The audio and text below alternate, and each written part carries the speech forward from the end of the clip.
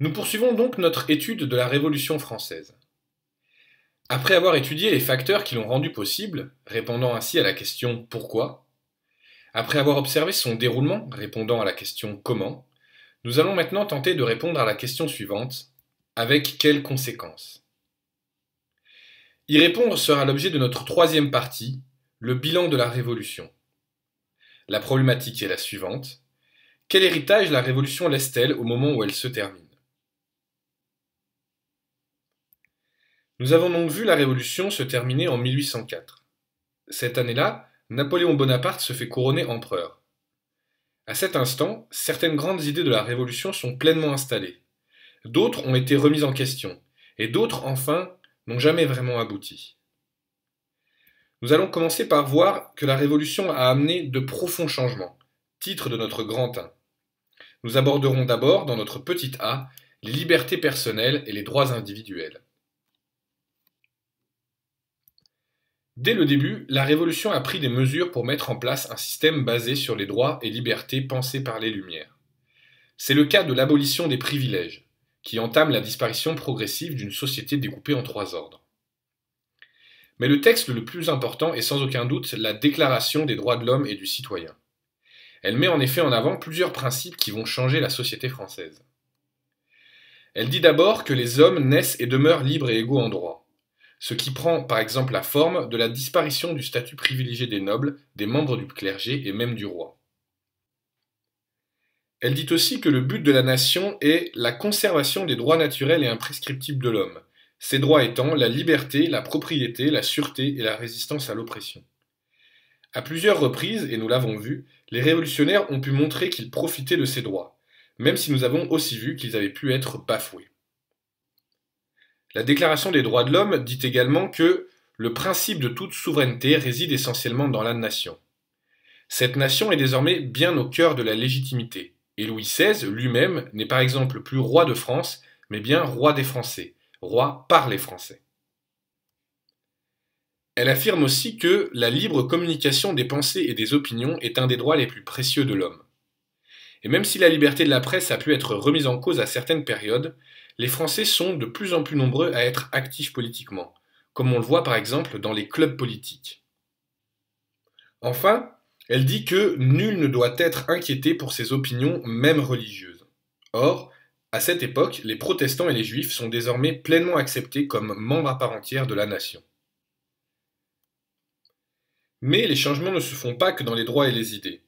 À la Révolution, on voit aussi une réorganisation du pays.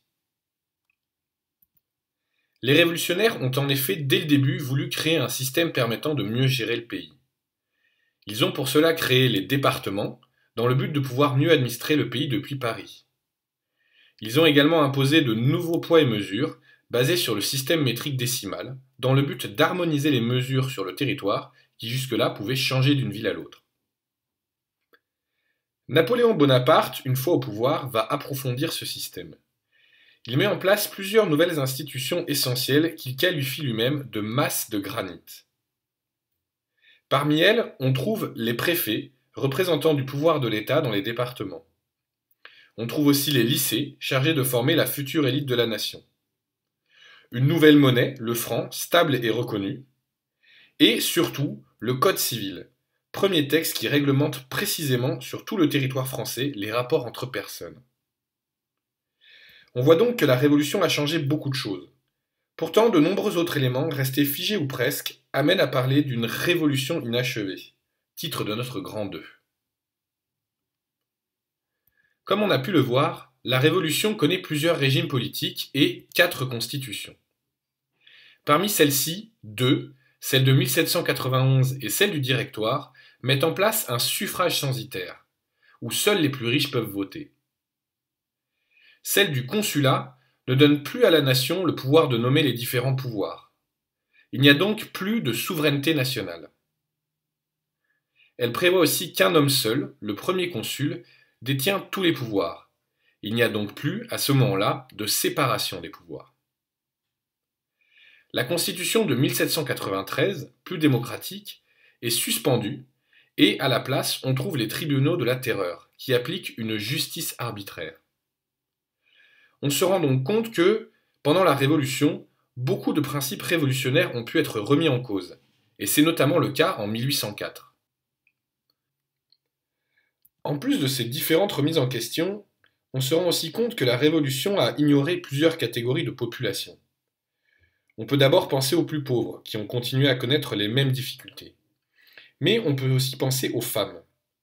Celles-ci ont pourtant participé à la Révolution, par exemple pendant les journées d'octobre, ou en formant des clubs politiques.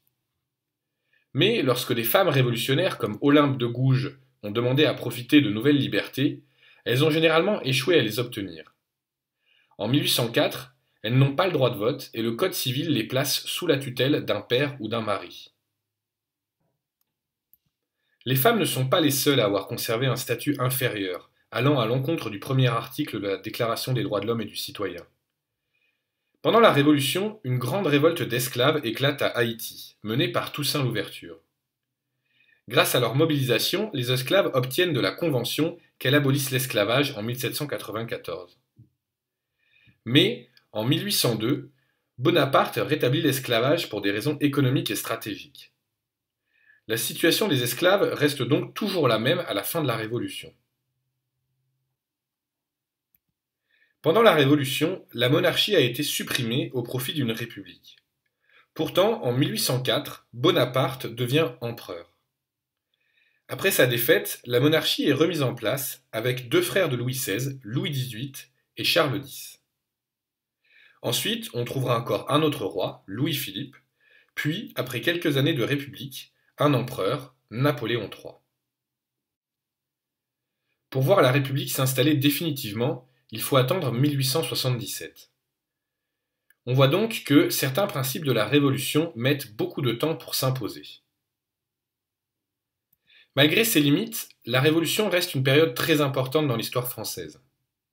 De par les changements qu'elle a mis en place à son époque, mais aussi parce que son héritage est encore présent, titre de notre grand roi. Cet héritage s'incarne d'abord au travers de plusieurs symboles élaborés pendant la Révolution et qui conservent leur force aujourd'hui. On trouve le drapeau tricolore, qui apparaît dans les premières années de la Révolution et qui est toujours le drapeau officiel de la France. Il faut aussi penser à la Marseillaise, composée par Rouget de Lisle en 1792 et hymne national depuis 1879. La devise nationale Liberté, égalité, fraternité s'inspire de slogans révolutionnaires. Elle est devenue plus tard la devise officielle à la fin du XIXe siècle. Enfin, on peut penser à l'image de Marianne, allégorie de la République pendant la Révolution et qui est toujours très présente dans les bâtiments officiels.